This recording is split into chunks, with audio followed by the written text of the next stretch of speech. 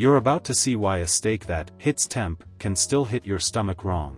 We're exposing 13 budget steakhouses where high volume often means shortcuts, and shortcuts mean risk. Let's start with the myth. The steak has arrived, everybody. I gotta say a few things about this steak. My medium well steak came to me burnt on the outside. Medium rare is safe if it's seared. That's true for whole cuts, until handling errors creep in. Watch for 3 red flags the moment your plate lands: suspiciously fast service, a mushy, wet texture, and a gray edge with a cold center. I don't like how thin the steak is. It's very, very thin. It was cooked perfectly, but the burnt on the outside made it impossible to taste the meat. I cannot finish my steak because all of the char. Keep watching and you'll learn how to spot the danger before your first bite, and which places to skip. Quick favor before we move on. If you appreciate this content, consider giving this video a like and subscribing to the channel. Believe it or not, more than 92% of viewers haven't subscribed yet. It's free and only takes a second, but it means the world to us. So did you subscribe already? Great, thank you so much for your support. Now back to the video. What they don't tell you is, the sear you see is only half the story. The danger often starts long before your steak hits the grill, and once it's inside the meat, a perfect crosshatch won't save you. Most importantly, let's see if it's medium rare right now. Alright, time of the truth. Medium rare.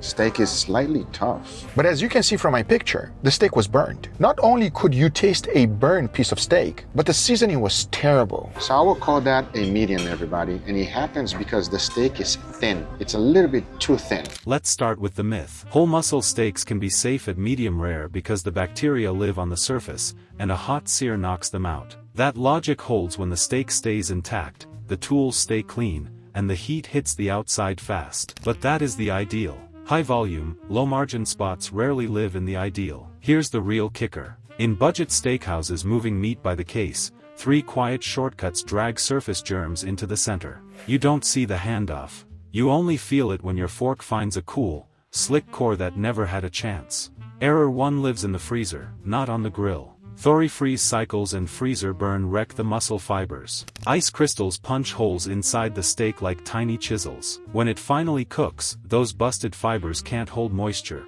so the center turns mushy and wet. I was unable to eat the food on how badly it was cooked. 1 star. And on top of it all, a burnt blooming onion. Oh, that's bad. That's their signature dish. First of all, the steak has a little bit of seasoning on top, and that's slightly spicy. It takes away the beefy flavor. I'm not a huge fan of that seasoning at all. That bouncy, sponge-like feel, that's your clue. Press the meat and you'll see juice rush out and pool fast. Then the bite collapses instead of offering a clean spring back. It is like chewing on a damp kitchen sponge, not a firm, juicy cut. Why it matters goes beyond texture. Every time a steak sits half-thawed, it tempts the danger zone. Add a few of those events across shifts or deliveries, and you stack risk. The outside might never smell off, but the inside is already primed to weep and to host whatever rode along through those hours out of proper cold. First thing that caught my eyes is the grill marks, and of course the sad gray color that comes between them. Ended up weighing the steak as a joke and found out it was 3.4 ounces. This is absolutely ridiculous. This is a terrible way to sear a steak. And on top of that, look how thin the steak is. Now error 2.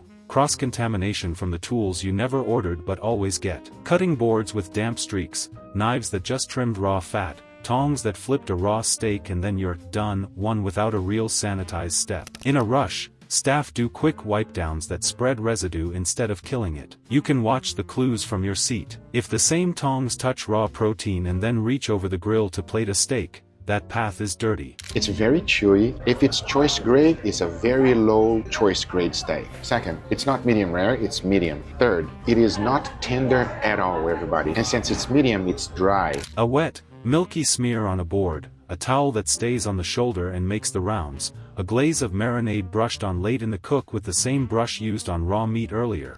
Each is a small handoff that seeds the surface. Contact time matters more than people think. A brief pass is often enough. And when the kitchen tenderizes, butterful IES, or runs a quick slice to speed the cook, any residue rides the blade and lands inside the meat, where your medium rare center will not hit pasteurizing temperatures. The outside looks right. The inside never clears the bar. Error 3 hides in the tender and juicy promise. Disappointed about the potato, to be honest with you, but I'm more disappointed about the steak. Even though it looked phenomenal, it's lacking a little bit of seasoning. It's not seasoned very well because all I can taste is a plain potato, some sour cream, cheese, bacon, and the green onions. Needle tenderizing and deep marinade sound great because they make tough cuts feel soft and taste seasoned through. But those needles and punctures are tiny shuttles. They push surface bacteria straight into the core. It's this tool right here. It is a tenderizer.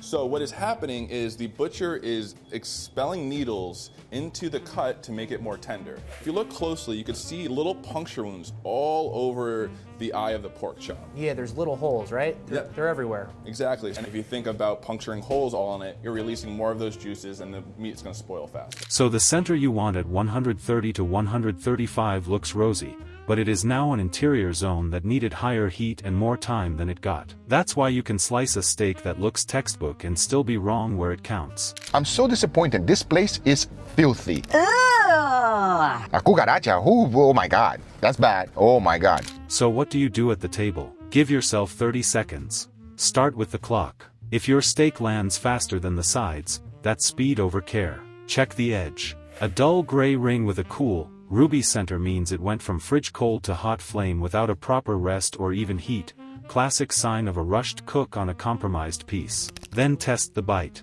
If it feels slick on the tongue and breaks down into paste, not fibers, stop. So my steak was ordered medium rare, and as soon as I cut it open, take a look. I want you to be the judge. This is not medium rare, it is medium. I placed a to-go order and asked the steak be medium rare. I cut into the steak and it was actually medium. I ordered a 12-ounce steak. When I weigh it, it weighed at 9.9. Send it back. You are not being picky. You are cutting off a trip you do not want. The truth is, safe temp only counts when the path to the plate stayed clean and the muscle stayed intact. Now let's move on to the 13 red flags that map to 13 steakhouses you should skip, the places where speed, shortcuts, and staged grill marks show up in the same order, night after night. The ribeye cut had plenty of disgusting uncooked fat. I don't like the seasoning. They definitely try to mask the flavor of the steak. The only thing that stand out from Outback was that it did not take me an hour to chew. It is unevenly cooked. It has a terrible crust. Safe temp sounds comforting, but it means nothing if the steak's been pierced, smeared, or dragged through thaw-refreeze hell.